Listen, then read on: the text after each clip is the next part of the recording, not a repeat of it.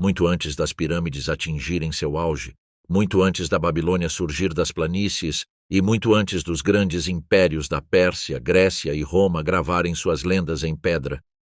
Existia outro poder, mais antigo, mais ousado e muito mais misterioso. Um império tão antigo que sua capital jamais foi encontrada. Uma dinastia tão influente que todos os impérios subsequentes, sem saber, seguiram seus passos. Este era a Acádia, o primeiro império do mundo, e sua ascensão foi tão grandiosa quanto sua queda, catastrófica. Por milhares de anos a verdade permaneceu enterrada sob areias movediças, mitos quase esquecidos e ruínas ainda à espera de serem descobertas. Esta é a história de um império que ousou reescrever as regras da civilização e pagou o preço. O Império Sepultado sob 1000 auroras. Antes que as cidades tivessem nomes e antes que os impérios fossem criados, as terras entre os rios, aquelas duas linhas vitais sinuosas que hoje chamamos de Tigre e Eufrates, já eram ancestrais. Civilizações surgiram e ruíram aqui muito antes do primeiro historiador mergulhar uma caneta na tinta, onde o tempo se dobra sobre si mesmo, onde cada passo pisa nos vestígios de 1000 reinos esquecidos, um lugar. Além disso, nenhuma cidade moderna está mais próxima do coração pulsante desse mundo antigo do que Bagdá. Uma cidade que se ergue à sombra de impérios tão antigos que até mesmo suas ruínas se transformaram em pó. Uma cidade construída sobre os ombros de civilizações que moldaram tudo o que hoje chamamos de história. Ademais, é aqui, nesta fornalha de memória e luta moderna, que nossa história começa. Contudo, Bagdá não é o primeiro grande colosso a se erguer sobre as planícies do sul da Mesopotâmia. É apenas o capítulo mais recente de uma saga mais antiga do que a maioria das histórias que a humanidade conta sobre si mesma. A sudeste da cidade, em uma terra agora desprovida de seus antigos rios e antigas multidões, o horizonte começa a mudar. Esta é a terra dos registros históricos. Enormes colinas artificiais criadas pelo lento e implacável acúmulo ao longo dos séculos. Lixo, cerâmica quebrada, muros desmoronados, cinzas de antigas lareiras, os restos esqueléticos de cidades esquecidas por seus próprios descendentes. Esses montes erguem-se como antigos sentinelas sobre um reino que outrora comandaram, suas histórias enterradas em camadas de poeira que o sol transformou em pedra. Em algum lugar entre Bagdá e o distante Golfo Pérsico, um desses gigantes ancestrais domina o horizonte vazio. A sudoeste da modesta cidade de Nazeria, ergue-se um monte tão vasto e misterioso que os primeiros viajantes mal acreditavam ser obra humana. Sua forma está desgastada, suas bordas suavizadas por milhares de anos de vento, mas há muito tempo este lugar fora uma metrópole do mundo antigo. Em certa época, as amplas e férteis margens do Eufrates fluíam bem em frente aos seus portões. Hoje, o rio percorreu centenas de quilômetros, abandonando o local há mais de 2 milênios e deixando para trás apenas areia movediça, tijolos de barro quebrados e silêncio. Por mais de 2000 anos, os restos daquela antiga cidade permaneceram sepultados. Vento, areia e tempo enterraram tudo, incluindo ruas, templos, palácios e até mesmo a memória de seu nome. Então, algo estranho começou a acontecer. Em meados do século XIX, artefatos peculiares começaram a aparecer nos mercados das cidades próximas. Tabuletas de argila, selos intrincadamente esculpidos e bugigangas traziam símbolos gravados que nenhuma pessoa viva conseguia decifrar. Os comerciantes não sabiam de onde vinham. Apenas que nômades e agricultores ocasionalmente os encontravam e os vendiam por algumas moedas, mas o mundo estava mudando. Uma revolução na arqueologia varria a Europa. Os estudiosos começavam a suspeitar que as terras áridas entre o Tigre e o Eufrates escondiam algo imenso. Então, numa descoberta revolucionária que abalou o mundo acadêmico, os estranhos símbolos em forma de cunha nessas tabuletas foram decifrados. Escrita cuneiforme. Pela primeira vez em milhares de anos, os mortos falaram. Falaram de reis cujos nomes não eram pronunciados há milênios. Falaram de guerras travadas antes de o Egito construir sua primeira pirâmide. Falaram de cidades tão antigas que até a Bíblia parecia jovem em comparação. Mas um nome se destacou. Um nome que correspondia àquele grande monte perto de Nazeria, Ur, o berço de Abraão. A cidade de onde, segundo as Escrituras, o patriarca de 3 das principais religiões do mundo teria iniciado sua longa jornada para o oeste após a queda da cidade. Contudo, se Ur era real, o que mais estaria à espera, enterrado sob as areias? Os primeiros arqueólogos pouco se importavam com as escavações como as conhecemos hoje.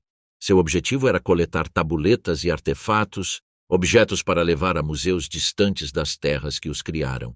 Raramente escavavam fundo. Eles raramente faziam perguntas, mas na década de 1920 uma nova era mais científica surgiu e no deserto entrou o homem que mudaria tudo, Sir Leonard Woolley. Ele não era um escavador comum. Ele havia sido treinado por Sir Arthur Evans, o homem que descobriu o mundo minoico em Creta e escavado ao lado do próprio T. Lawrence da Arábia.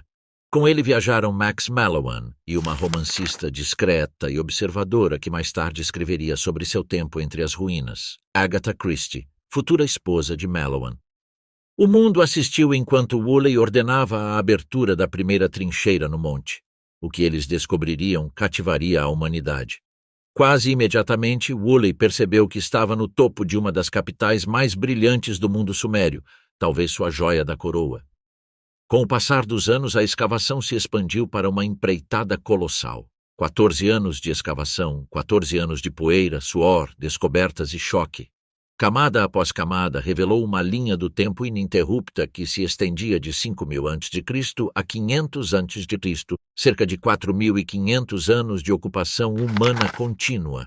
Em seu auge, a cidade abrigava cerca de 65.000 pessoas, tornando-a uma das maiores cidades da Terra naquela época. Zigurates imponentes alcançavam os céus, canais irrigavam vastos campos, templos reluziam com pedra, metal e oferendas rituais. No entanto, as descobertas não pararam por aí. A busca da Europa pelas origens bíblicas havia acidentalmente descoberto algo muito maior, uma civilização mais antiga, mais complexa e mais influente do que qualquer um imaginava. Os Sumérios. Entre as sepulturas que Woolley desenterrou, havia túmulos tão elaborados, tão repletos de luxo, que rivalizavam com os tesouros dos faraós. Milhares e milhares de sepulturas revelaram uma cultura com rotas comerciais que se estendiam por todo o mundo conhecido.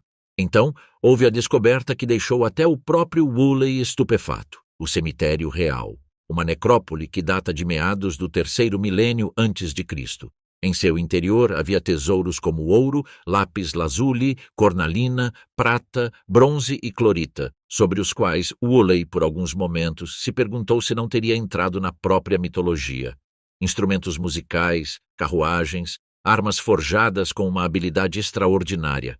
Adornos de cabeça reais feitos de ouro tão fino que esvoaçava como tecido. Objetos que revelavam um mundo de reis, rainhas, sacerdotes e guerreiros cujas identidades haviam se perdido por 4.000 anos. Sacrifícios humanos dispostos ao redor dos túmulos reais como guardiões silenciosos. Uma civilização mais antiga que a Bíblia e mais antiga que a maioria dos mitos conhecidos. Era o apogeu do mundo sumério. Contudo, por baixo dessas descobertas, jazem pistas para outra história. O Império Acádio. Em breve, seus segredos emergiriam das profundezas do deserto. O último alvorecer da grandeza suméria. As descobertas de Woolley e dos arqueólogos que seguiram seus passos foram além da simples descoberta de artefatos. Elas reconstruíram um retrato surpreendente de um mundo repleto de riqueza, hierarquia e privilégios deslumbrantes. Um mundo onde os vivos construíam monumentos a si mesmos e os mortos eram sepultados com um esplendor digno dos deuses. Entre as descobertas mais impressionantes estava o túmulo da rainha Puabi, uma mulher cujos objetos funerários ainda hoje brilham sob o vidro de um museu. Suas joias, incluindo ouro trançado em delicadas grinaldas, lápis lazuli esculpido em contas da cor do crepúsculo e elaborados cocares, revelam não apenas o status real, mas também uma sociedade capaz de extraordinária habilidade artística e técnica. Além disso, Puabi não estava sozinha. Seu túmulo era apenas uma estrela em uma constelação de cidades-estado ricas, poderosas e meticulosamente planejadas que outrora prosperaram no sul da Mesopotâmia. Não eram vilarejos, eram metrópoles, os primeiros verdadeiros centros urbanos que a humanidade já conheceu. Em pouco mais de 1 milênio, os sumérios alcançaram algo sem precedentes. Escavaram as primeiras cidades na lama das planícies aluviais, cercaram-nas com imponentes muralhas defensivas e coroaram-nas com monumentais santuários religiosos chamados zigurates. Esses templos escalonados eram os arranha-céus de sua época, símbolos de ambição, genialidade em engenharia e poder divino. Além disso, tudo isso no centro de uma paisagem surpreendentemente desprovida de recursos naturais. Embora não houvesse florestas, pedreiras, montanhas ou depósitos minerais, os sumérios, de alguma forma, forjaram a civilização mais sofisticada do mundo em seu tempo. Domaram rios, dominaram o solo e até mesmo fizeram surgir a vida em uma terra que nada oferecia de graça. Com canais de irrigação revolucionários e métodos agrícolas avançados, aumentaram a produção de alimentos muito além dos níveis de subsistência. Os excedentes de grãos cresceram. Pela primeira vez na história da humanidade, um grande número de pessoas não precisava mais passar cada hora de cada dia apenas sobrevivendo. Em vez disso, eles deixaram de lado seus arados e dedicaram suas vidas a outras atividades, como artesanato, astronomia, matemática, metalurgia, arquitetura, liderança política e sacerdócio. Foi um avanço civilizatório tão monumental que alterou a trajetória da história da humanidade. Mas uma invenção em particular ofuscaria todas as outras. De todos os legados deixados pelos sumérios, nenhum transformou a humanidade mais do que a criação de um sistema de escrita complexo, a escrita cuneiforme. Inicialmente, a escrita tinha uma função prática, a contabilidade, listas de animais, quantidades de grãos e remessas de mercadorias, números e símbolos cuidadosamente impressos na argila pelo estilete de um escriba. Contudo, com o tempo, algo milagroso aconteceu. A escrita evoluiu para uma ferramenta de narrativa na história, mitologia, direito, realeza e religião. Por meio da escrita, os sumérios se tornaram os primeiros a registrar seu próprio passado, garantindo que seus triunfos, medos e sonhos sobrevivessem a eles.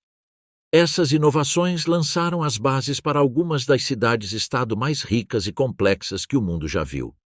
Seus reis governavam pequenos, porém poderosos reinos, cada cidade um centro brilhante de cultura, comércio e devoção religiosa. Mas a prosperidade tem um preço, e por trás da glória suméria, a pressão vinha se acumulando há séculos. Poucas gerações após o reinado da rainha Puabe, a Suméria começou a ruir. No século 24 a.C., a Era de Ouro estava prestes a começar. Desde os seus primórdios, a civilização carregava consigo uma profunda divisão. Os poucos privilegiados no topo e os muitos que trabalhavam arduamente abaixo. Nem todos compartilhavam do esplendor das primeiras cidades sumérias. Na verdade, a maioria das pessoas não se beneficiava em nada. Tabuletas de argila descobertas em cidades-estado como Lagash revelam um quadro sombrio de crescente desigualdade. Uma pequena classe sacerdotal hereditária dominava a terra, a riqueza e a influência política. Enquanto isso, o povo comum lutava contra dívidas esmagadoras, tão severas que muitas vezes não tinham escolha a não ser vender seus próprios filhos como escravos apenas para sobreviver mais uma estação. Embora a documentação varie, os estudiosos acreditam que crises sociais semelhantes fervilhavam em muitas das cidades sumérias. A pressão estava chegando a um ponto crítico. O brilhantismo da civilização lançara uma longa sombra onde o desespero aumentava. Então, em algum momento entre 2350 e 2340 a.C., tudo mudou. Num momento ainda debatido por historiadores, um novo e formidável governante tomou o poder na cidade-estado de Uma, antiga rival de Lagash. As duas cidades estavam em conflito há séculos, com escaramuças por terras, direitos sobre a água e domínio político. Contudo, Lagash geralmente levava a melhor. Este novo líder, porém, era diferente. Movido pela ambição, pela vingança, ou talvez por ambas, ele lançou um ataque devastador contra Lagash. Textos antigos afirmam que ele massacrou seu povo, arrasou seus templos e reduziu a ruínas uma das cidades mais orgulhosas da Suméria, mas não parou por aí. Ele marchou adiante, conquistando outras cidades-estado sumérias, e mais tarde vangloriou-se de ter criado um império que se estendia do Golfo Pérsico até o Mar Mediterrâneo. Uma afirmação que, se verdadeira, o teria tornado o arquiteto do primeiro império mundial da história. Seu nome era Lugal-Zaghezi, A maioria dos estudiosos hoje acredita que ele exagerou a extensão de seu domínio. Na melhor das hipóteses, ele pode ter unificado as cidades sumérias sob seu controle, o que ainda assim foi um feito monumental por si só.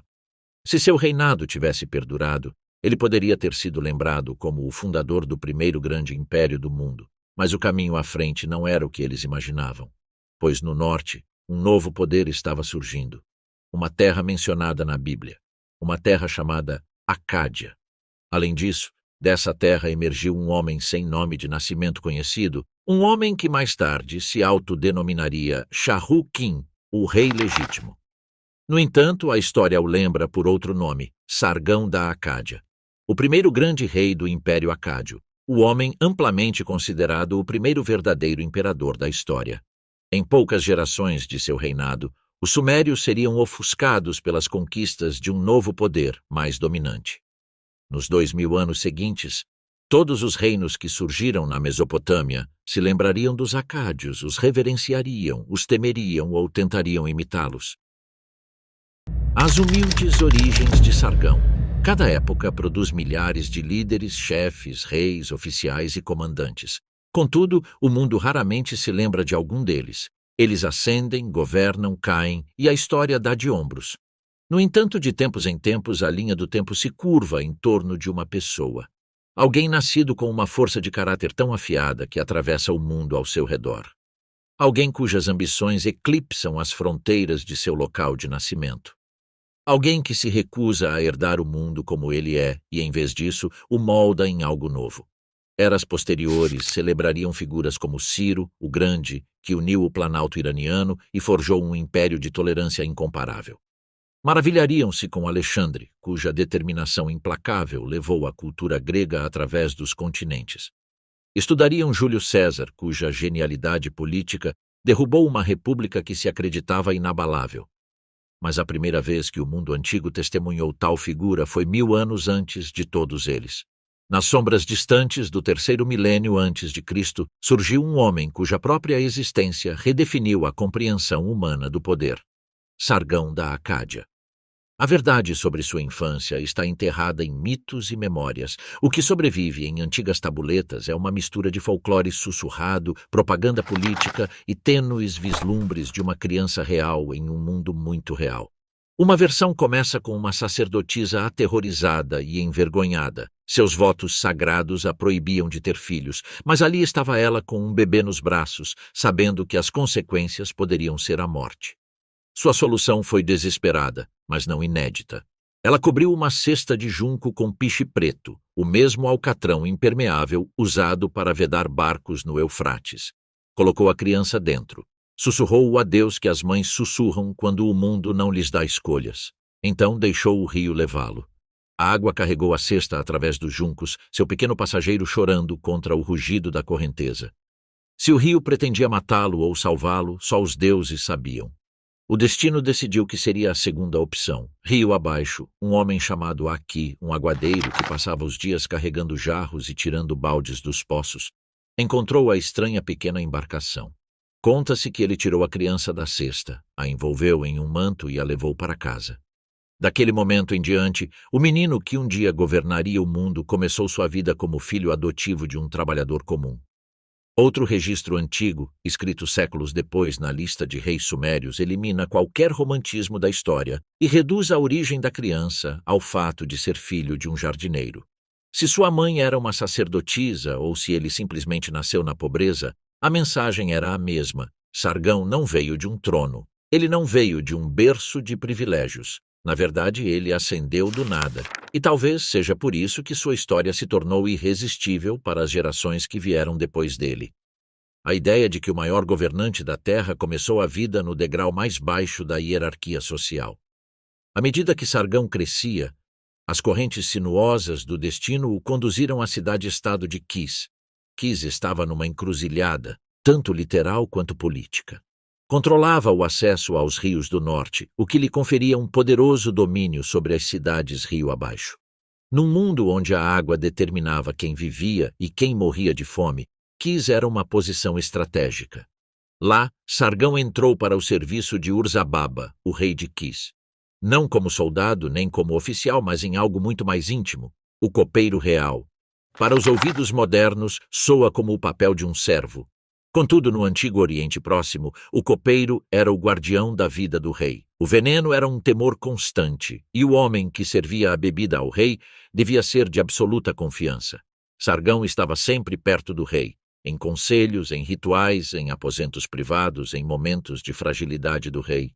Ele ouvia conversas destinadas apenas aos governantes. Então aprendeu diplomacia observando o desenrolar das negociações.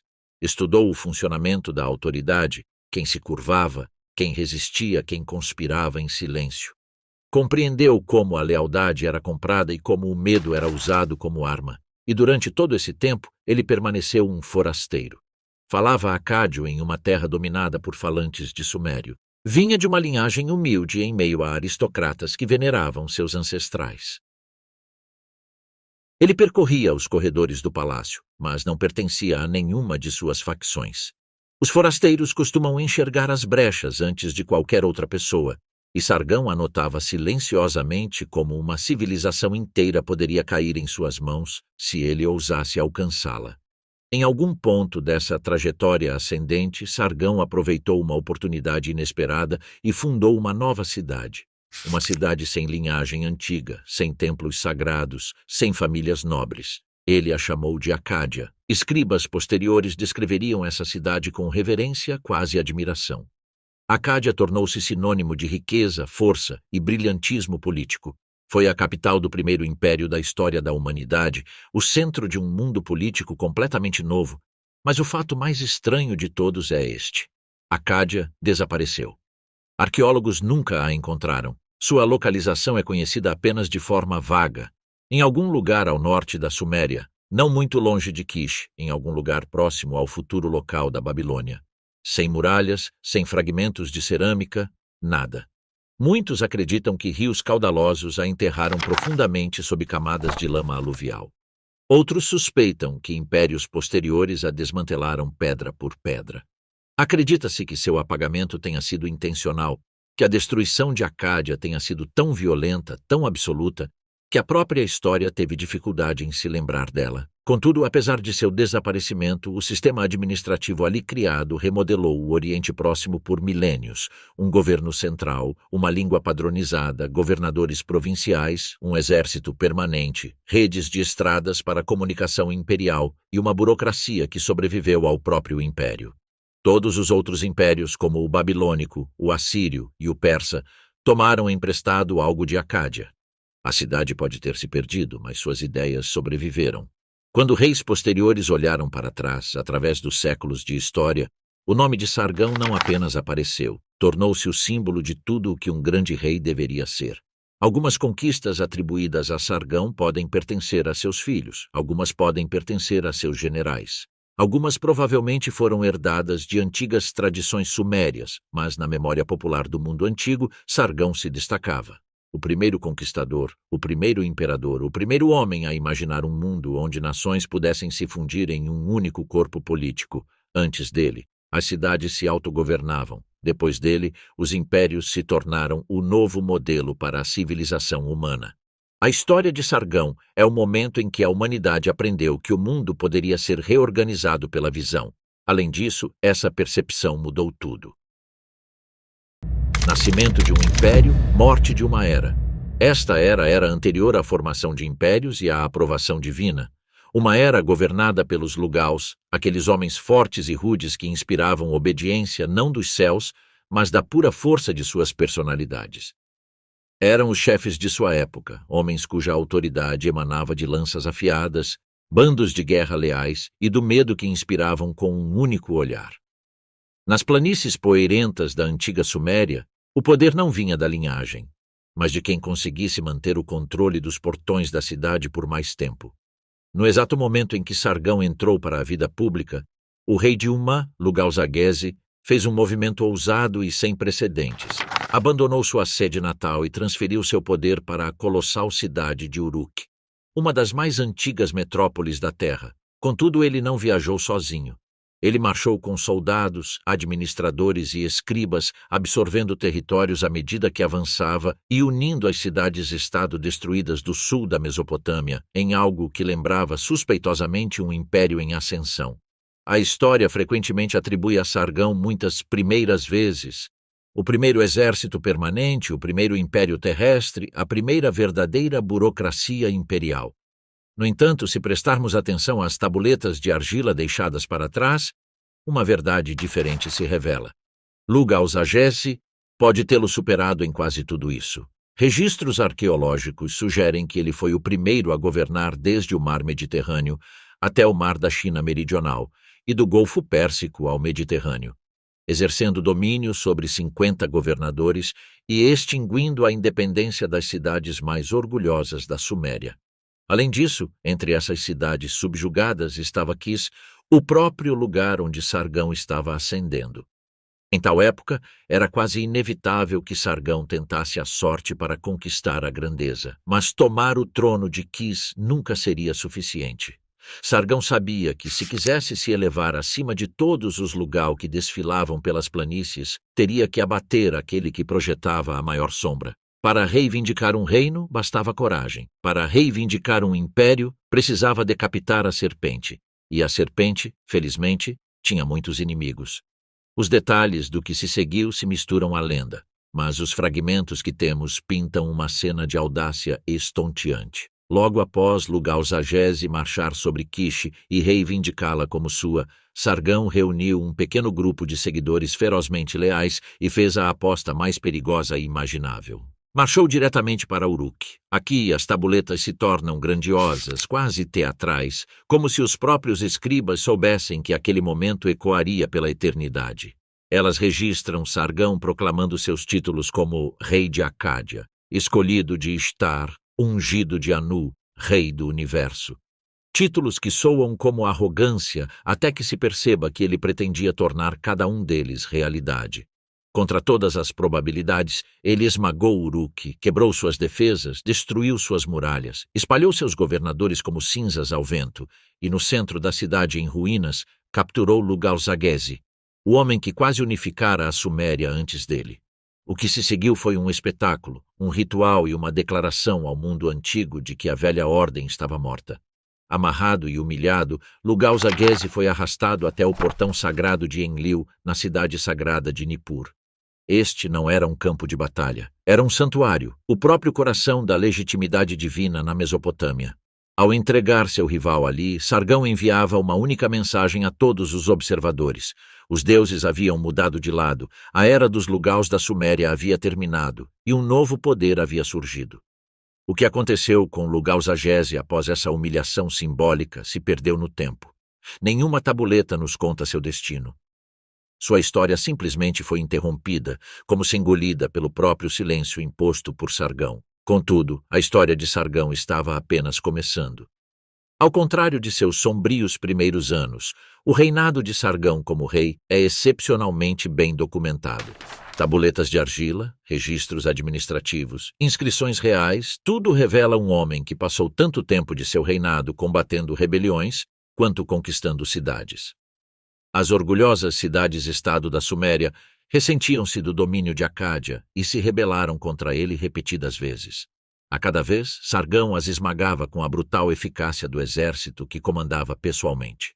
Seus soldados não eram recrutas temporários, eram homens profissionais leais a ele. Com aço, medo e momentos cuidadosamente escolhidos de diplomacia, ele manteve as cidades rebeldes sob controle tempo suficiente para remodelar o mundo sob seus pés. Após décadas de campanhas, reformas e consolidação implacável, Sargão emergiu não apenas vitorioso, mas incontestável. Governou Suméria e Acádia igualmente. Reorganizou suas leis, remodelou suas administrações e forjou uma nova identidade que uniu ambos os povos sob uma única coroa. Por volta de 2334 a.C., sua vitória estava completa. O período dinástico inicial da Suméria e a era das cidades-estado haviam chegado ao fim. Uma nova época despontava, o período acádio. Além disso, nos séculos que se seguiram, muito depois de seus restos mortais terem retornado à Terra, Reis da Babilônia à Pérsia continuaram a usar seu título de rei da Acádia, como se carregasse alguma centelha sagrada de legitimidade que jamais conseguiram acender por conta própria. Sargão tornou-se o modelo para o império e Lugal-Zaggisi se desvaneceu em pó.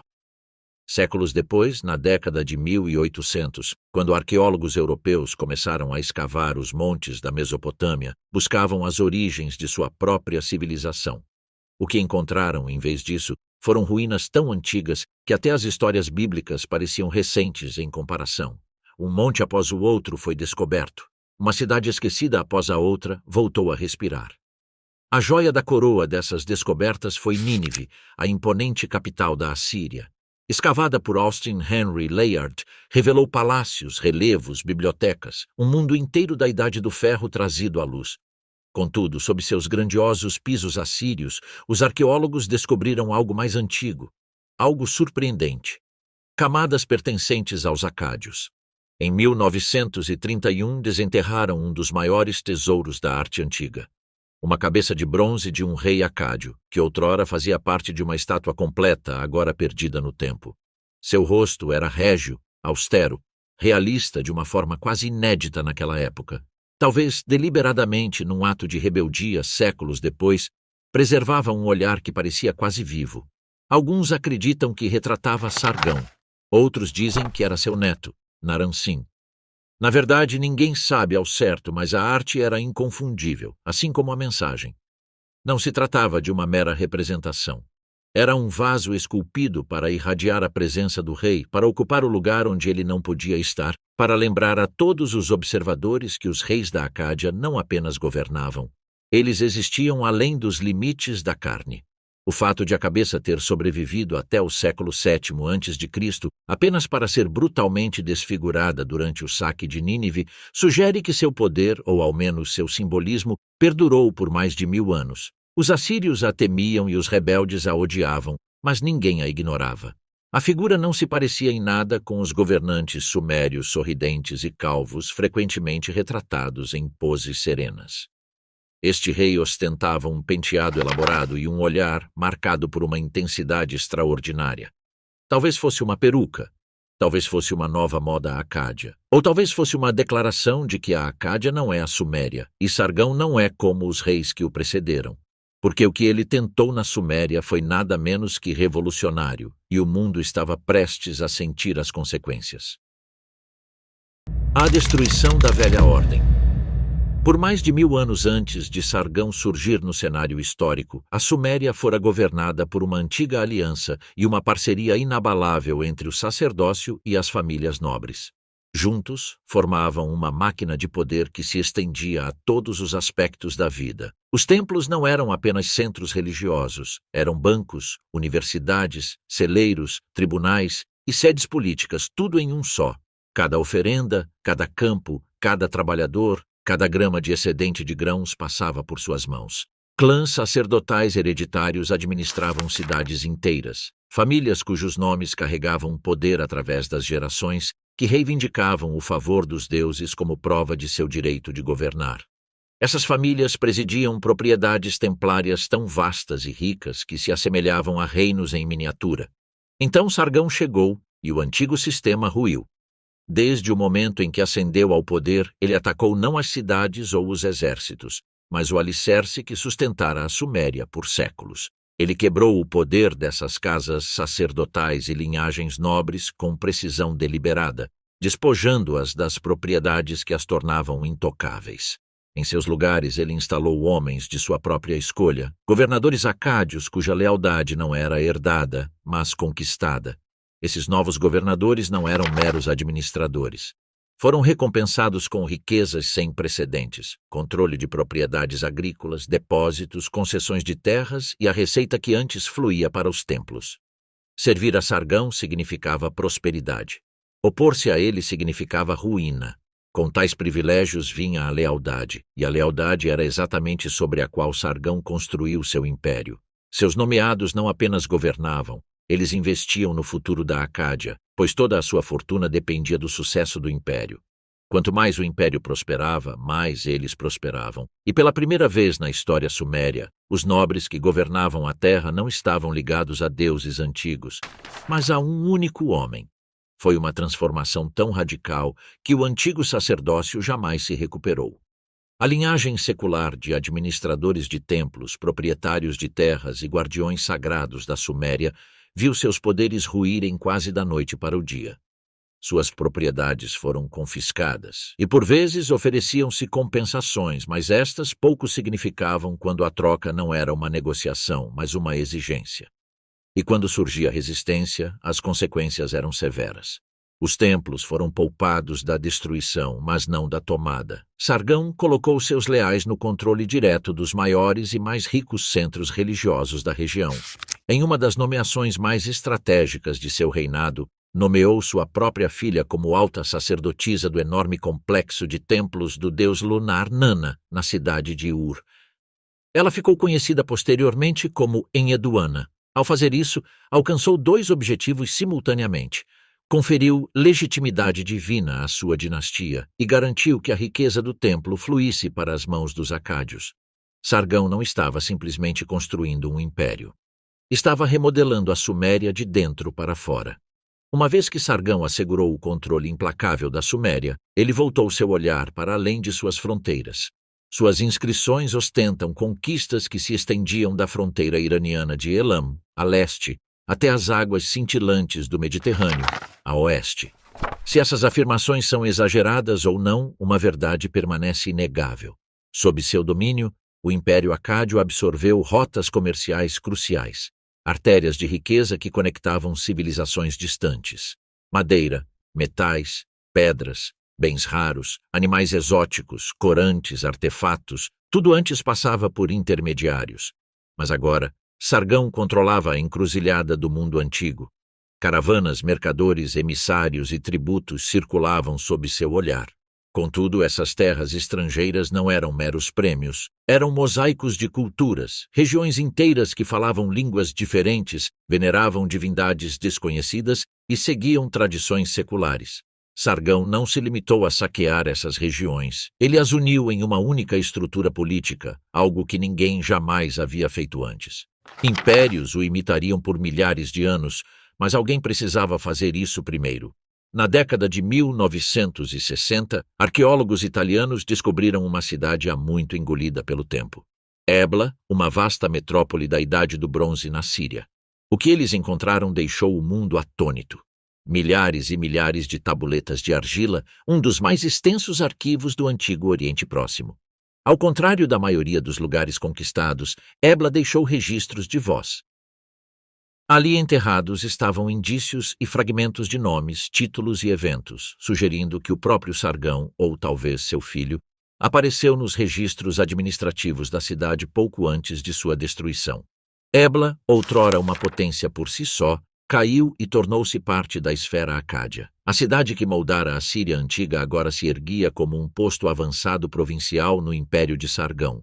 Sua queda marcou não apenas uma vitória militar, mas também uma mudança na gravidade cultural de toda a região.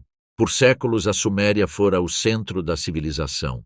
Seus templos se erguiam sobre as planícies, seus sistemas de irrigação transformavam solo árido em alimento, suas cidades moldavam a cultura por gerações. Contudo, Sargão agora buscava inclinar esse mundo para o norte. Ele estabeleceu uma nova capital, Acádia, em algum lugar ao longo do Eufrates. Sua localização precisa permanece um mistério até hoje, mas sua influência é inegável. Sargão a encheu de palácios suntuosos para si e sua família, erguendo templos monumentais dedicados a seus deuses, especialmente Ishtar, cujo favor divino ele reivindicava como a fonte de suas vitórias. De Acádia, ele governou o império, uma cidade projetada para projetar poder. Uma cidade que se tornaria o símbolo do domínio imperial por 2000 anos, e para manter esse poder, Sargão recorreu a uma ferramenta que esses futuros impérios usariam repetidamente: a propaganda. Pela primeira vez na história registrada, um rei começou a se vangloriar de baixas inimigas precisas, números escritos em pedra para todos verem. Numa época em que as batalhas eram lembradas por meio de mitos e poesia, Sargão insistiu em estatísticas. Ele jurou a precisão de suas afirmações, apresentando-se não como um contador de histórias, mas como a autoridade máxima. Essa era uma estratégia. Ao declarar a enormidade de suas vitórias, Sargão cultivou admiração e terror em igual medida. Ele fomentou um culto à personalidade que o retratava como invencível, divinamente protegido e eternamente vitorioso. O medo mantinha as pessoas sob controle e então ele fez sua mudança administrativa mais abrangente. Sargão declarou o acádio a língua administrativa oficial do império. Mas o império que ele agora governava era composto por múltiplos dialetos: sumério, elamita, hurrita, línguas semíticas ocidentais e inúmeras variações locais. Ele não apagou essas línguas, apenas as silenciou. Escribas continuaram a estudar sumério. As escolas continuaram a escrever em sumério. Contudo, com o acadiano agora necessário para o direito, o governo, a tributação e a diplomacia, a antiga língua gradualmente recuou. O acadiano se espalhou como uma maré carregada por soldados, mercadores e colonos que Sargão realocou por toda a Suméria. Ao longo das gerações, o acadiano tornou-se a língua comum da região, enquanto o sumério passou a ser usado apenas em rituais, sobrevivendo muito tempo depois de ter desaparecido da fala cotidiana. Acádia deixou de ser apenas um centro político, tornou-se um polo econômico. Os cais de Acádia ficaram lotados de barcos vindos de Dilmun e Magan, os atuais Bahrein e Omã. Essas embarcações transportavam cobre, madeira, pedras preciosas e mercadorias dos confins do mundo conhecido. Caravanas da Anatólia, de Elam, do Levante e da Arábia congestionavam as ruas da cidade com o comércio. Comerciantes estabeleciam lojas permanentes, funcionários cobravam impostos e taxas e os mercados fervilhavam com vozes em meia dúzia de línguas. Acádia havia se tornado não apenas uma capital imperial, mas também uma capital global. E, surpreendentemente, até mesmo as cidades sumérias, que outrora dominaram a região, se beneficiaram. Seus registros sobreviventes mostram um mundo subitamente expandido, seu alcance estendido muito além dos limites de suas eras anteriores. Sob a unificação acádia, elas não eram mais intermediárias, tinham ligações diretas com regiões antes fora de seu alcance. Contudo, com tal expansão vieram consequências para as quais nenhum rei, nem mesmo Sargão, estava totalmente preparado. As raízes de seu império estavam se alargando, mas nem todas se aprofundando. A queda de Kazulu. Enquanto Acádia assumia o poder, Kazulu permanecia às margens do Eufrates como uma cicatriz teimosa, uma cidade que outrora ousara se rebelar contra o próprio Sargão, o Grande. Anos antes, sua rebelião fora respondida com sangue. Milhares foram massacrados e os demais forçados a se ajoelhar sob as botas do exército acádio. Mas o tempo tem o poder de reacender antigas brasas, e quando Rimush, filho de Sargão, ascendeu ao trono, Kazulu ressurgiu. Desta vez, porém, o acerto de contas seria ainda mais cruel. Crônicas da época descrevem as forças de Rimush marchando para a cidade com uma precisão aterradora.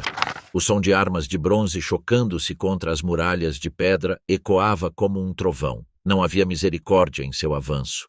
Não havia trégua para os defensores desesperados. Textos acádios afirmam que 12.000 soldados rebeldes foram mortos e outros 5.000 foram levados à escravidão, seus destinos selados em correntes. Quando a fumaça se dissipou, as grandes muralhas de Kazulu estavam despedaçadas, pedra por pedra. A poeira engoliu o horizonte como se apagasse da memória a arrogância da cidade. E Kazulu não estava sozinha. Elam, antiga e orgulhosa, sentiu a mesma fúria. Inscrições esculpidas em objetos preciosos narram milhares de mortos, tesouros levados embora e os espólios entregues triunfalmente a Agade e Nippur, o coração espiritual da Mesopotâmia. Cada vitória aumentava a confiança de Rimush, talvez até demais, pois a cada conquista, ele começava a acreditar que não era mais um homem limitado pela mortalidade, mas algo superior, algo divino. Contudo, os deuses têm um jeito de lembrar os reis de sua mortalidade e, em breve, Rimush aprenderia essa lição da maneira mais sombria possível. Após apenas 9 anos no trono, o reinado de Rimush terminou não em um campo de batalha, mas nos recônditos sussurrantes de sua própria corte. Assassinos vieram buscá-lo, não com adagas, mas com as ferramentas da burocracia, selos cilíndricos enrolados em seu pescoço enquanto lhe tiravam a vida. Era uma ironia grotesca, morto pelos próprios símbolos da administração do império. As tabuletas não dizem quem ordenou o assassinato. Talvez ninguém ousasse escrever a verdade. Rimush tinha muitos inimigos, tanto fora quanto dentro de seus muros. Mas um suspeito se destaca acima dos demais: Manishtushu, irmão mais velho de Rimush. Quer tenha orquestrado o assassinato ou simplesmente ocupado o vácuo de poder, ele logo ascendeu ao trono e herdou as guerras devastadoras deixadas por seu irmão. E o que ele fez em seguida remodelaria o império por dentro. Há cerca de 4.260 anos, uma cena extraordinária se desenrolou no coração de Akkad. 964 homens se reuniram para um banquete monumental, mesas repletas de carneiro e porco assados, pão ainda quente do forno, legumes temperados com especiarias de terras distantes e, claro, barris de cerveja mesopotâmica espessa que corriam como rios. Perto dali, 49 testemunhas permaneciam silenciosas e atentas. Sua presença mais um aviso do que uma formalidade. Estavam ali para garantir que o dia transcorresse exatamente como planejado. Afinal, os 964 homens à mesa estavam cedendo suas terras ancestrais em troca de apenas 2 anos de colheitas. As testemunhas bem poderiam ter sido os próprios beneficiários dessas terras. Uma nova elite de jovens ambiciosos buscando o favor do rei, deixando de lado a tradicional classe latifundiária. Além disso, essa cena não era um evento isolado. Tabuletas do reinado de Manishtushu mostram que isso acontecia em todo o império. O rei consolidava o poder, reestruturava as terras e construía vastos centros administrativos. Lugares como Tel Leilan e Tel Brak, onde exércitos de escribas rastreavam cada grão, cada trabalhador, cada hectare. A papelada havia se tornado uma arma tão mortal quanto a espada. Contudo, em comparação com o reinado turbulento de Rimush, a era de Manishtushu foi estranhamente estável. Alguns na corte até preferiam este novo rei, talvez porque ele buscasse a paz, talvez porque seu irmão mais novo o tivesse ofuscado por muito tempo. Há rumores de que Manishtushu possa ter desempenhado um papel na queda de seu irmão, e que um conflito civil não documentado estivesse se intensificando. Enquanto isso, jamais saberemos. Em suas inscrições, Manishtushu simplesmente afirma que o deus Enlil o havia chamado para governar. Além disso, quem poderia desafiar um decreto divino? Com as revoltas internas sufocadas, Manishtushu voltou-se para o exterior, não com exércitos, mas com o comércio. Rotas comerciais se estendiam como artérias de Acádia até o Egito, transportando mercadorias e influência através dos continentes. O império, fortalecido por décadas de expansão implacável, estendia-se verdadeiramente de mar a mar, das fronteiras acidentadas da Anatólia aos desertos distantes do Irã. Um artefato, mais do que qualquer outro, captura a magnitude dessa conquista: o obelisco de Manishtushu, uma imponente pedra de diorito negro com 1,44 m de altura, inscrita com registros de terras concedidas a poderosos oficiais na região de Kish. A própria pedra foi transportada desde Magan, no atual Omã, através de mares traiçoeiros, carregada em navios, levada rio acima e apresentada ao rei. Ele esculpiu suas palavras nela e a dedicou a Enlil, transformando-a de pedra em autoridade. Era um símbolo de poder que ninguém na Mesopotâmia podia ignorar, mas nem mesmo os monumentos podem proteger um rei para sempre. E como Rimush, o fim de Manishtushu chegou repentinamente. Em 2255 a.C., ele também foi assassinado, e à espera nos bastidores, já liderando campanhas militares, estava seu filho. Um homem cujo reinado se tornaria lendário. Um governante que levaria o Império Acádio à sua era de ouro e à beira da ruína. Seu nome era Naram-Sin. Avançando para o século VI a.C., quase 2 milênios após a ascensão e queda do Império Acádio, em todo o mundo, essa era a de Buda, Confúcio e dos primeiros filósofos gregos, uma era de ideias inovadoras. Contudo, na Mesopotâmia, a continuidade persistiu. Cidades surgiram e desapareceram, dinastias se sucederam, mas a linhagem cultural se estendia ininterrupta até a Suméria. Além disso, em seu centro, erguia-se Babilônia, uma cidade de 200.000 habitantes repleta de jardins, palácios e templos. Foi ali, em 550 a.C., que ocorreu uma das primeiras escavações arqueológicas da história da humanidade. O rei Nabonido, fascinado pelo passado, ordenou que seus homens escavassem profundamente as ruínas de Sipar e além. Eles descobriram antigos depósitos de alicerces dedicados aos deuses, incluindo o santuário que Naram-Sin havia construído quase 2000 anos antes. Nabonido restaurou o que encontrou, honrou o antigo rei e até tentou datar os artefatos, embora tenha errado por cerca de 1500 anos. O fato era que o legado de Naram-Sin perdurou. Naram-Sin foi escolhido porque se tornou a imagem do rei guerreiro perfeito. Seu reinado representou o auge da arte, riqueza e poderio militar acádios. No entanto, ele também ficou marcado pela controvérsia e pela história de sua queda. E tudo começou com a maior revolta que o império já havia enfrentado. Quando Naram-Sin ascendeu ao trono, o império já fervilhava de inquietação. As cidades de Kish e Uruk se rebelaram, seu clamor desencadeou uma reação em cadeia. Logo, quase toda a Suméria, juntamente com territórios em Elam e as distantes províncias ocidentais, juntaram-se à revolta. Esta não foi uma pequena revolta.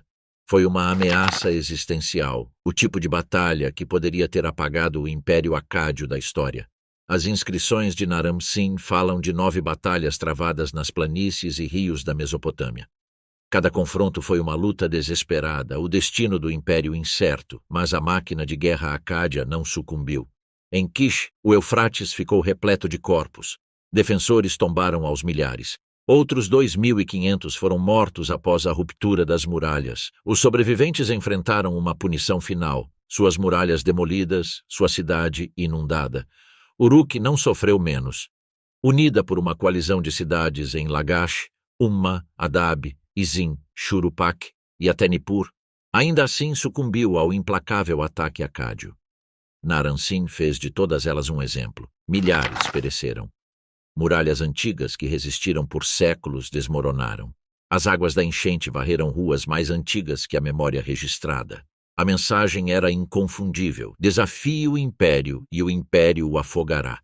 Somente após esmagar essa rebelião colossal, Naram-Sin pôde voltar seus olhos para o exterior em direção à expansão, à riqueza e a uma nova era de glória imperial, mas o preço da vitória foi alto. O mundo, sob o domínio de Naram-Sin. Por 36 longos anos, Naram-Sin governou com uma visão que se estendia muito além do horizonte.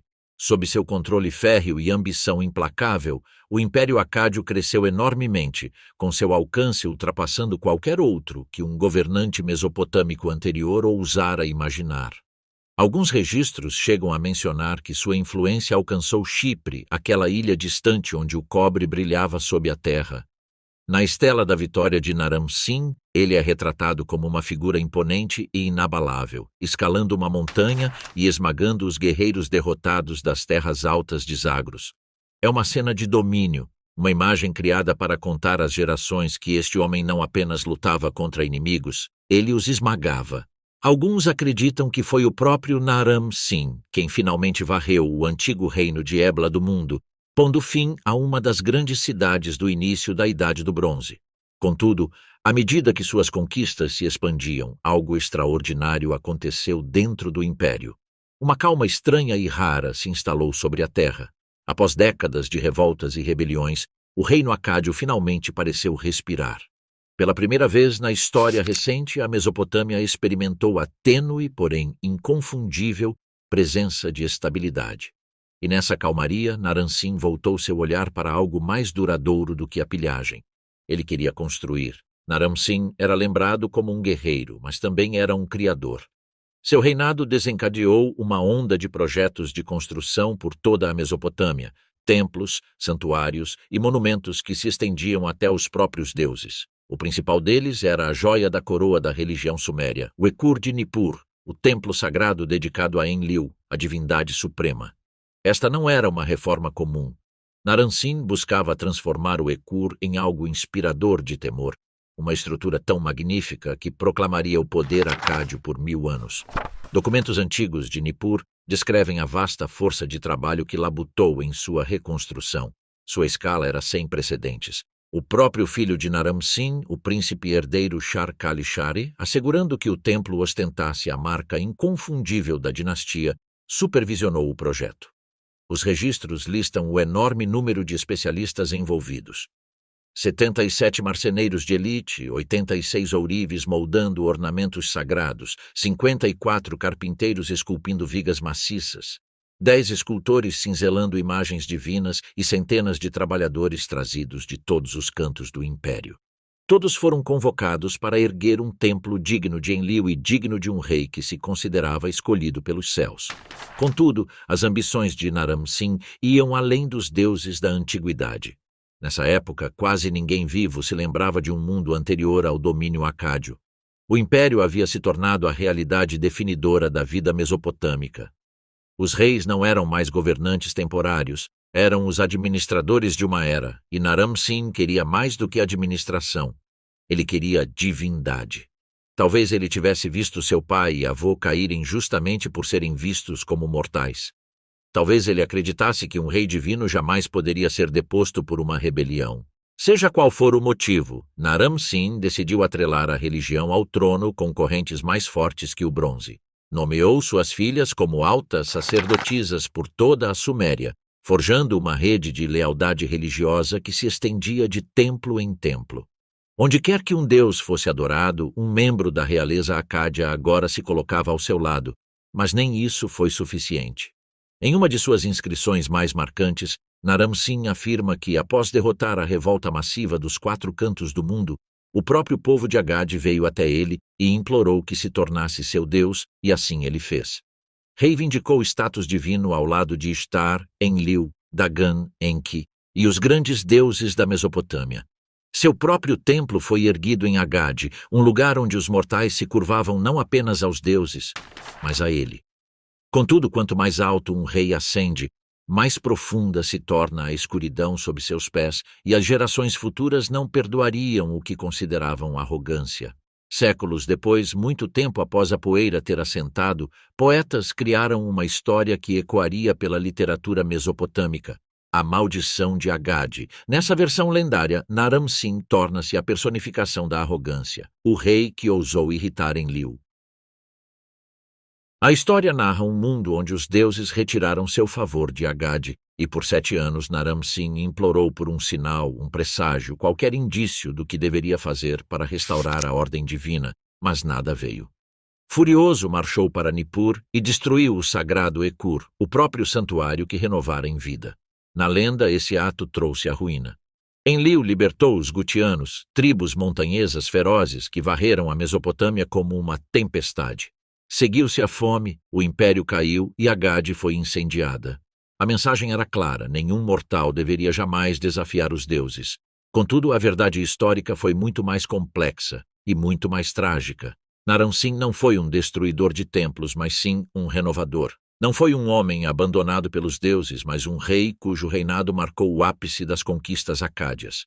Mesmo com todo o seu poder, morreu como qualquer outro homem, pacificamente, de velhice, após 36 anos moldando o mundo.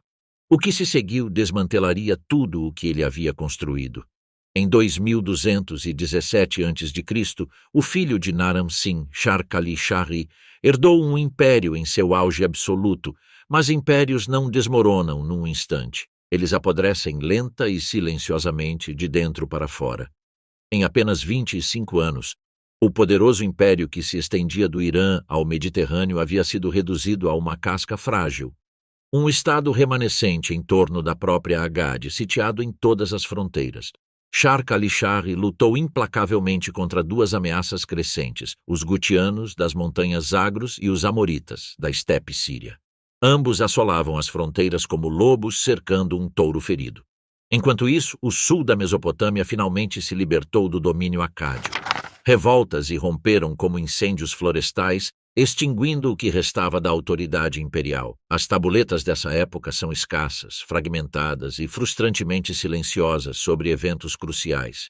No entanto, uma coisa é clara: o império estava se despedaçando. Após a morte de Shar-Kali-Shari, uma sucessão de reis efêmeros ascendeu ao trono. Nenhum conseguiu manter o império unido. Seus nomes tremeluzem nos registros como brasas moribundas. O último foi Shuduru. A tradição posterior afirma que os gutianos romperam as muralhas da própria Agade, incendiando a capital imperial e matando o último rei acádio, mas ninguém jamais encontrou Agade. Nenhuma ruína escavada, nenhuma prova definitiva. Restam apenas as histórias. Nas últimas décadas, surgiu uma nova teoria, apoiada por estudos geológicos, registros sedimentares e análises climáticas. Por volta da época do colapso do Império, uma seca massiva e sem precedentes atingiu o norte da Mesopotâmia. Os rios Eufrates e Tigre secaram e as terras férteis ao redor de Acádia se reduziram a pó. Essa seca foi tão severa que pode ter contribuído para a queda do antigo Império Egípcio e de diversas outras civilizações da Idade do Bronze. Com as terras agrícolas morrendo, a fome se espalhou como fogo em palha seca. Populações famintas se rebelaram, as redes comerciais entraram em colapso, a economia implodiu. Sob tamanha pressão, até mesmo os maiores governantes teriam dificuldades. Para os gutianos, essa seca pode ter sido o empurrão final que os levou para o sul, ao coração do território acádio. Quer tenham incendiado Agade ou simplesmente ocupado o espaço vazio, eles se tornaram os novos governantes da Mesopotâmia por mais de um século. É evidente que o império havia caído, mas a história dos acádios não havia terminado. Mesmo após o colapso do império, a memória acádia permaneceu viva. Poetas compuseram epopeias sobre Sargão, celebrando sua ascensão da obscuridade e suas conquistas. Contadores de histórias itinerantes recitavam contos de seus feitos em cortes e mercados por toda a Mesopotâmia. No entanto, Naram-Sin tornou-se um exemplo de como um rei advertia sobre os perigos do orgulho. A maldição de Agade o retratou como a causa da queda do império, embora a história conte uma versão diferente. Ainda assim, ambos os reis, independentemente de como foram lembrados, tornaram-se gigantes da imaginação antiga. Suas realizações moldaram todos os impérios que se seguiram. Eles introduziram um governo centralizado, exércitos profissionais, um estado burocrático, redes comerciais de longa distância e administração imperial. Pela primeira vez na história, as pequenas guerras das cidades-estado deram lugar a um mundo vasto e interconectado. Além disso, talvez seu maior legado tenha sido sua língua. O acadiano, que se tornou a língua franca do Oriente Próximo por 1500 anos, muito depois de as cinzas do Império terem se dissipado. À medida que os últimos vestígios do poder acádio se dissipavam na poeira da Mesopotâmia, o mundo não retornou simplesmente ao que era. Algo havia mudado permanentemente e jamais poderia ser desfeito. Mesmo com o império em ruínas, sua memória se cristalizou em lendas e sua influência permeou os alicerces de todos os reinos que o sucederam. Por gerações, escribas, sacerdotes e reis pronunciariam os nomes Sargão e Naram-Sin com uma reverência permeada de temor. Eles não eram meros governantes, haviam se tornado símbolos do que a humanidade poderia alcançar e do que poderia destruí-la. Quando os gutianos finalmente se instalaram como os novos senhores da Mesopotâmia, herdaram mais do que ruínas. Adentraram um mundo transformado pela visão acádia. Nos séculos que se seguiram, enquanto dinastias surgiam e desapareciam como pegadas em argila úmida, o projeto acádio permaneceu subjacente a tudo, visível a qualquer governante ambicioso o suficiente para observá-lo.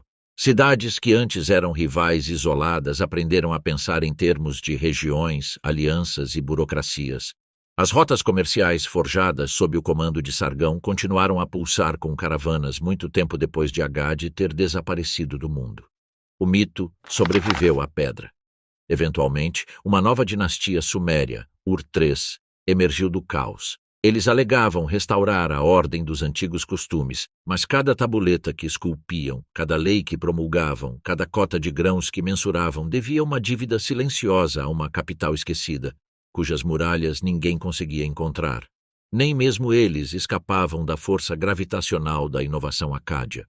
Futuros conquistadores, de legisladores babilônicos a senhores da guerra assírios, estudaram as sombras do império há muito desaparecido. Sargão tornou-se o protótipo do governante universal, o rei dos quatro cantos. Naram-Sin tornou-se um aviso e uma fascinação. O rei que ousou tocar a divindade, que esculpiu suas vitórias em pedra e cuja queda ecoou mais alto que seu triunfo. Todos os impérios subsequentes foram construídos sobre os alicerces da Acádia, e todos os reis que os sucederam se compararam a um homem que outrora ascendeu do nada e transformou um mosaico de cidades-estado em conflito no primeiro verdadeiro império do mundo. Por fim, o Império Acádio pode ter sucumbido à seca, às invasões, às rebeliões e à lenta ação do tempo. Suas cidades podem ter se calado. Sua capital pode ter desaparecido por completo, a ponto de arqueólogos ainda perseguirem seu fantasma pelas planícies da Mesopotâmia. Contudo, impérios não morrem como pessoas, eles se dissolvem em ideias. O legado da Acádia tornou-se a base sobre a qual séculos de governantes construíram seus sonhos. Sua língua é transmitida pela diplomacia e pela literatura há mais de um milênio. Seu sistema de governo moldou impérios desde os babilônios até os persas, influenciando inclusive modelos imperiais muito além do Crescente Fértil. Além disso, seus reis tornaram-se imortais através das histórias sussurradas ao redor das lareiras, esculpidas em tabuletas e recitadas por bardos errantes que mantiveram sua memória viva muito depois da queda de seu império. E, nesse sentido, os acádios ainda caminham conosco sempre que um mapa é desenhado, sempre que um reino sonha em governar os quatro cantos da terra e sempre que um líder acredita que o mundo pode ser remodelado apenas pela vontade. O primeiro império caiu, mas o mundo que ele criou jamais parou de ascender.